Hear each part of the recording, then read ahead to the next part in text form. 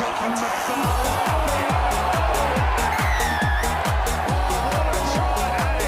watching USTV, LTV Familia Lotu.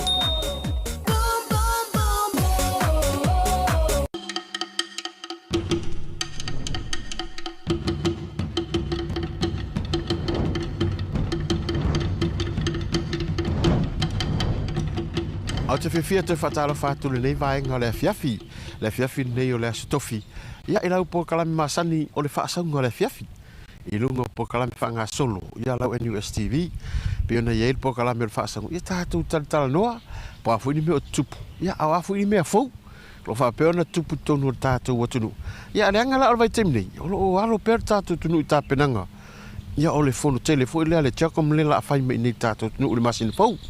Peila ona ia ili fa moe moe o le maro. E sisina mai fo.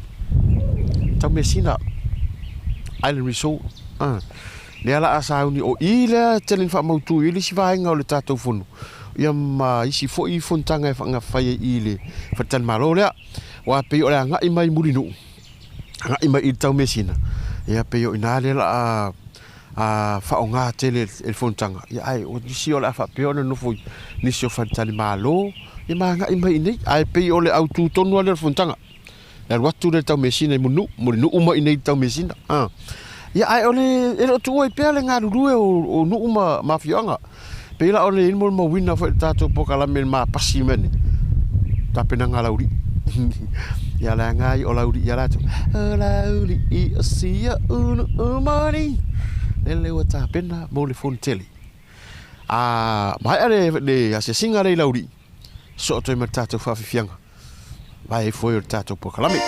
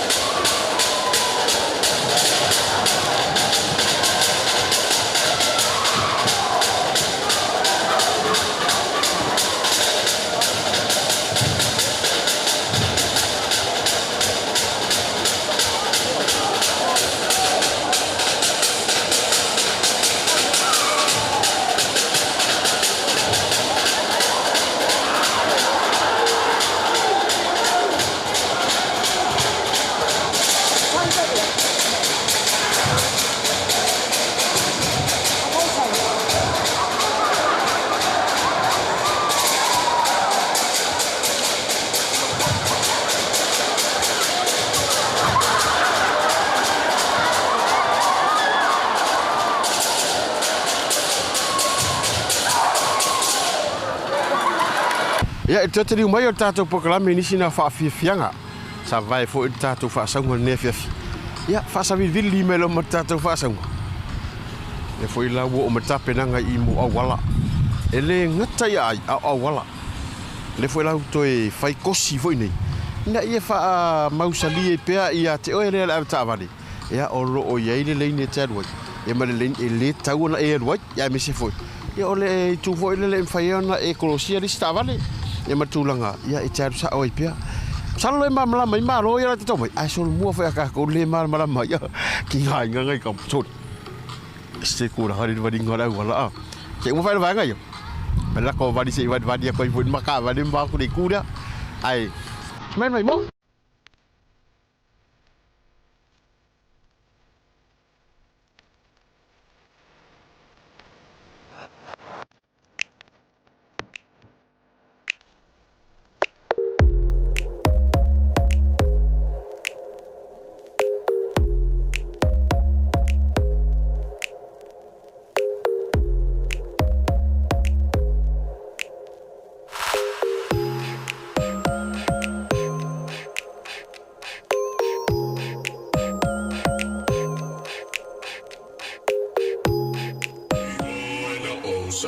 Te whaatau moa moa uli moa sina o le moa ua i ta i le fia whaamisa. Oi moa e na ausa o te whaatau moa moa uli moa sina o le moa ua i ta i le fia whaamisa. Oi moa e na ausa o te whaatau moa moa uli moa sina o le moa ua i ta i le fia whaamisa.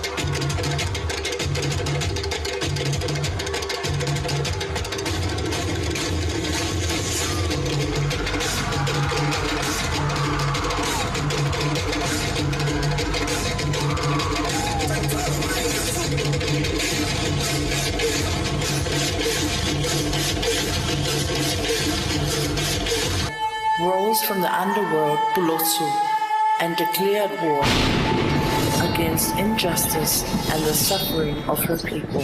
In her wake, she fought, and the bloodshed of darkness soon turned into light, where she proclaimed, Samoae, Sangi Ilangi Seao Olomalo, a prophecy that determined the blessed fate of her people today.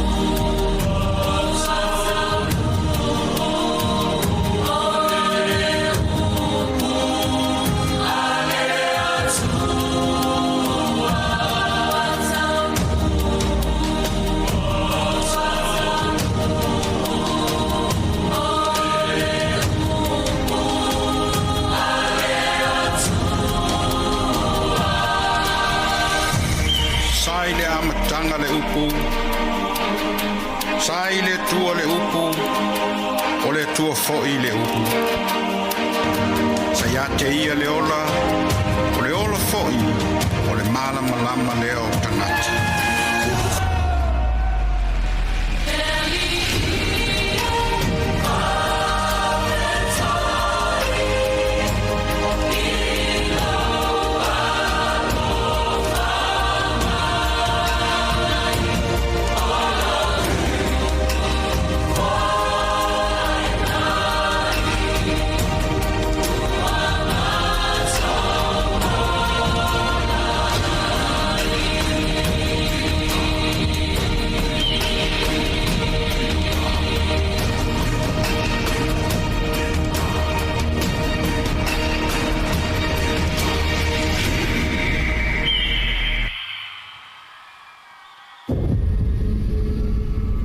Ia, tari mai o tātou pakalame stasi fo ina o whaafiafianga.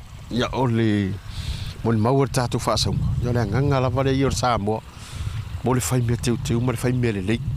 Peila ona ia le asia singa tātou whaasaunga. Le wanga ima ina i le pensula i murinu. Ia wā pei o le o i le no whanga au tū o le whontanga. I le whalfono le a tātou atunu. Ia, ai mi se fo i o lo whaangātou i ma tātou whalwhamasino. Ia, ma tai atu le vaenga ro ia le tātou a ongal marini mai le tātou a university. Leo la fa mautu e nisi. Ia ma tātou tu AP. Leo la fa mautu e le autu stala. Ia mo la tu fo ia tu singa. Ia wa fo le fontanga. Ona e la tamai i tūranga ro ia le tātou falfano. Leo la pe ma na ia i tūranga dia. Ia ua fa matango fie fo ia ngai mai pensula. E pe un special pe ni na tia fa. Ia pe la fo yo nei la fo ye. To ainga mai ia tu o tau fa salaunga ia tu lang foi nei o sisinga fua ia le foi la fa mo tu me fontanga ia pe tu langa na ia e longo pe tatu fa songa tu langa e tatu fontanga ia lo ia ia ai mi se fo ia te wina fo ia la fanga se uma fo fongoria ko me i foi la ia me masang ki ka fa pe ia mor fale akaur ke poa al pankeke ia ku la fa penga. Ia ai mo temni, ia na le tapena tato tunu mo fono.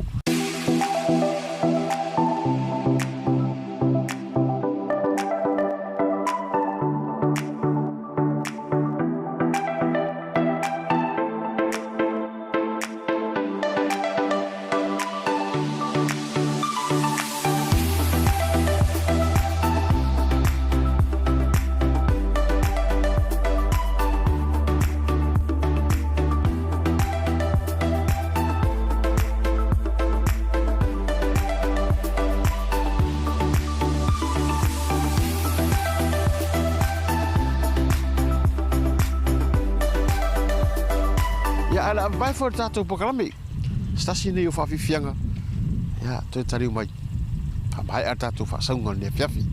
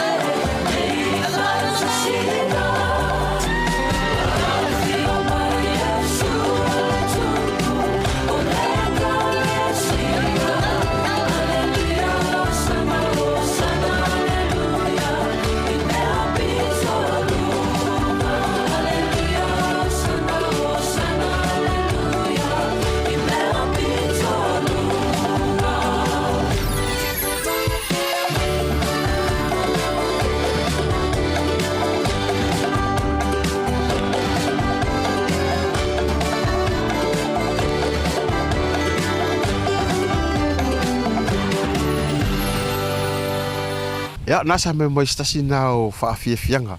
Sa pe ona vai tatu po kala me fa saunga ne afiafi. O tua pe ona e mai mo mai. O le fatan malo tanoa. O I foi ni si vaenga o le a fa nga ia mo le tatu fontanga rea. No foi inisi o malo ia e fa pe on fa ona mo fontanga. E peila o le anga I mai muli no anu atu sa o ai I tau tai tau mesina. Ia wa le foi la I meli lungo tatu. Ia pe o le awala le o le apatino lava ia mo fontanga. Ai te se taimito e sasi tatu fa sanga. Inisi o la fanga foi o moni mawina mai. Le matango fior fa matango fina. Ia e o stalo tatu na. Si mau malak kampu ek. Ai pe mo se ma poku. Si ma va ai fut kapinga ngatano. Pia ko fatano ri. Ai mau pa bai. Tatu fa sanga na mo nei afiafi. Tatu te sta pa time level nei la stof vir was fou. Maar time nei, fa sai foi.